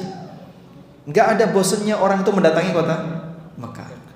Anda kalau datang ke tempat wisata, pertama kali penasaran, begitu sampai tujuan, oh, kayak gini ya, mulai komennya, kadang ada yang mau, kadang enggak.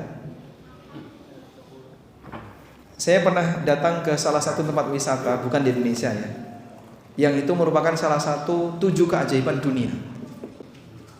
Awalnya ketika mau berangkat tuh penasaran yang luar biasa, karena foto-fotonya bagus ya, langsung googling kan. Tapi anehnya ada 2 jamaah saya nggak ikut. Saya izin nggak ikut. Loh Pak, kenapa? Sudah pernah, nggak ada ketertarikan untuk balik lagi. Padahal dia sudah bayar itu, udah di luar negeri. Dia sudah bayar, tapi nggak ikut. Milih nggak ikut. Mending istirahat di hotel daripada datang ke sana. Udah, ya kita yang belum pernah penasaran, berangkatlah kita. Sampai tujuan, ya memang pertama lihat, wah, sudah balik pulang mau ngene tok. Ya. Kon balik ra gelem, Pak.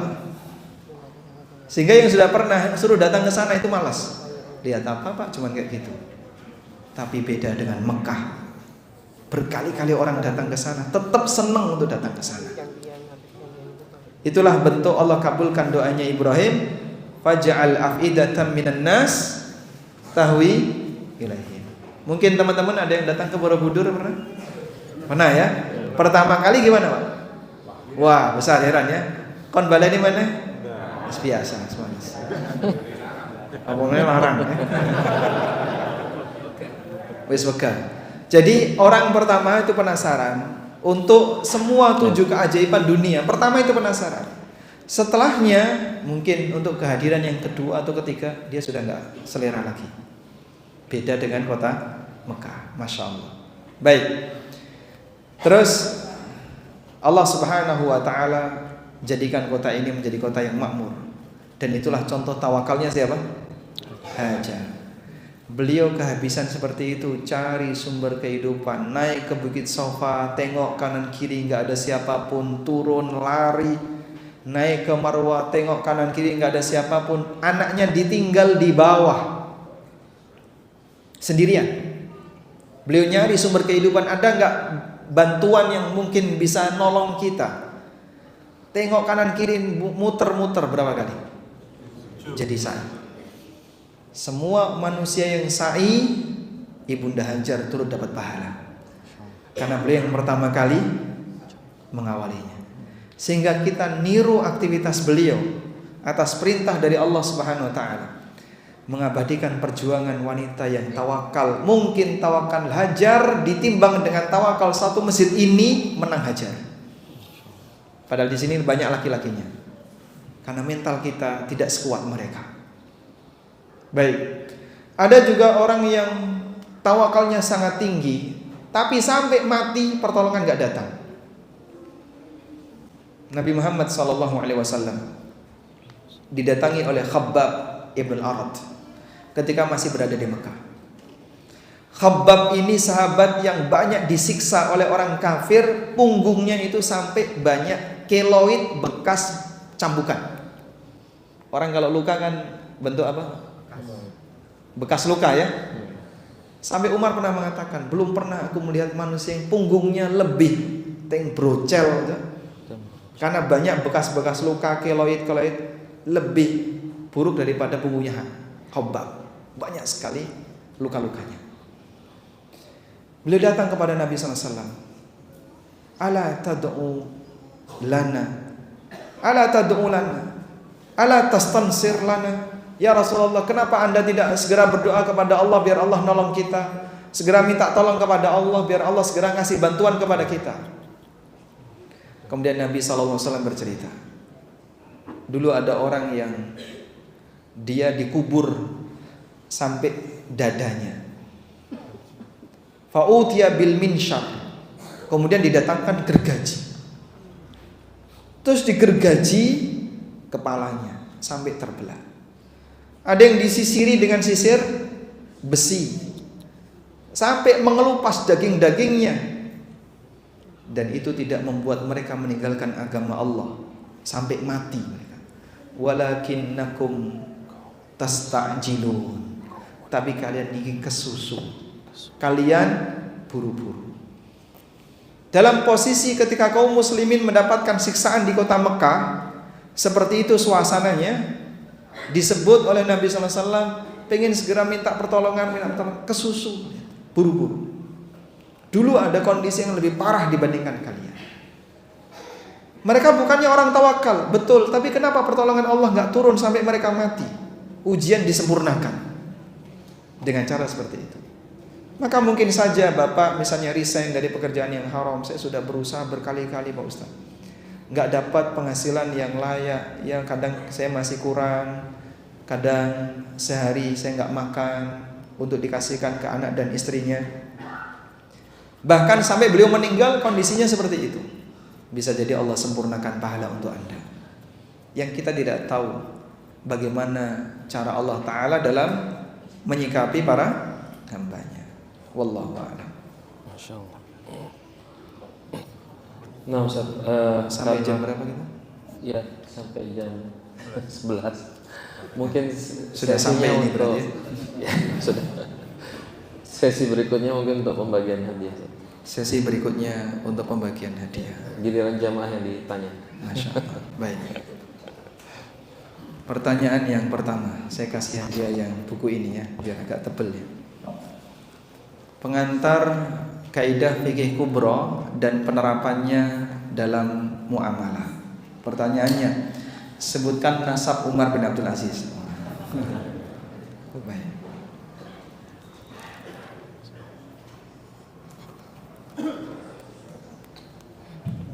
Ustaz, Umar bin Abdul Aziz bintu Ummu Asim.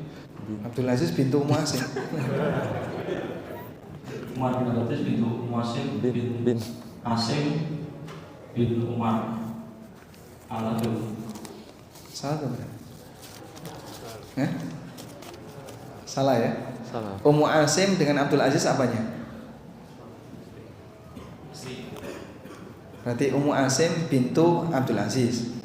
Itu anaknya kan? Umar bintu Ummu Asim bin Asim bin Umar bin Ummu Asim. Ummu Asim Bin Asim bintu Asim bin Umar. Bin Umar atau Masya Allah. Barakallahu fikum. Dapat hadiah ya. Masya Allah. Nah, alhamdulillah. Tayyib. Selanjutnya. Ya. Oke. Langsung. Pertanyaan berikutnya. Apa makna wa fis sama'i rizqukum? Nah, silakan. Itu. Oper Pak. Langsung. Wa fis sama'. Hah? Oh, bukan. Baik. Rizki di situ artinya apa? Hujan. Masya Allah. Barakallahu fikum. Baik. Masya Allah. Selanjutnya, buku Kode Etik Pengusaha Muslim. Apa makna kata as-sama dalam bahasa Quran? Nah, berikut dalilnya.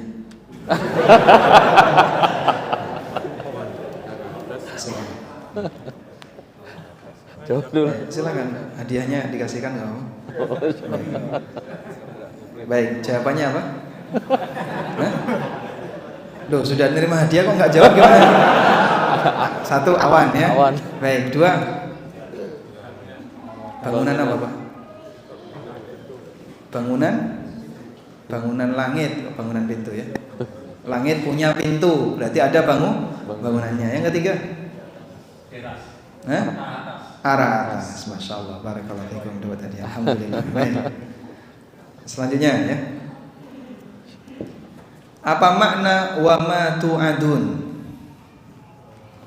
Itu belakang. Oh, belakang. Langsung saja boleh Langsung, berdiri. Langsung. Apa itu? Surga, neraka, hari akhir. Yang kata Mujahid tadi, balasan yang baik maupun yang buruk. Masya Allah, barakallahu fikum. Baik. Nah, selanjutnya, bagaimana konsekuensi praktek ketika orang bertawakal kepada Allah? Tadi kita sebutkan dua ya. Nah, silakan. Satu, rezeki tidak akan tertukar sehingga kita akan hidup tenang. Masya Allah. Baik, yang kedua, itu yang kedua itu ya. Yang pertama apa tadi? Yang membuat mahal dan murah adalah segala itu. Kok sampai ke situ? Hah? Ya, kalau kita tawakal kepada Allah, kita tidak akan melakukan ini dan kita akan melakukan ini. Kita tidak akan diambil orang. Ya, itu membangun keyakinan tawakal. Ketika orang sudah tawakal, baik, boleh ganti yang jawab? Nah, sudah dicukupkan oleh Allah. iya, sehingga Kedua, rezeki kita sudah diatur oleh Allah dan tak akan tertukar oleh orang lain. bukan itu ya. Tidak Yang pertama, Yang pertama, Allah akan menjaga harta dan keturunannya. bukan itu. Masya Allah, silakan. Betul sekali. Yang pertama, orang tawakal nggak bakalan ngambil yang haram, Pak. Yang kedua, hah? Allah yang mengawasi dan mencukupi kita. Nah, yang kedua disempurnakan. Jadi yang pertama, dia tidak akan mencari harta yang haram karena dia tawakal kepada Allah. Yang kedua, dia merasa cukup dengan rezeki yang diberikan oleh Allah kepada. Baik. Pertanyaan selanjutnya. Bagaimana cara iblis goda manusia? Oh, baik. Yang sana itu Kak, duluan. Berdiri, Mas. Masih kelas berapa? Berdiri. Kelas 9. Baik. Berdiri. Bagaimana cara iblis goda manusia? Dengan rasa takut dan was-was. Ya, apa dalilnya?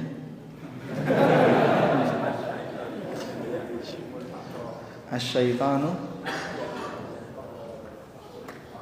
ya'idukumul, nyatat enggak? Enggak nyatat. Oh, lupa nyatat.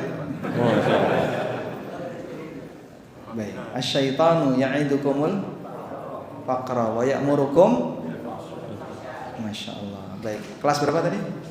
Kapan nikahnya? 5 tahun lagi. Kak kesuwen, Mas. Barakallahu fikum. Baik, cukup Ustaz? Nah, masyaallah. Baik, demikian yang bisa kita sampaikan. Semoga bermanfaat. Wassallallahu ala nabiyyina Muhammadin wa ala alihi wa sahbihi wasallam. Wa akhiru da'wana alhamdulillahi rabbil alamin. Wassalamualaikum warahmatullahi wabarakatuh.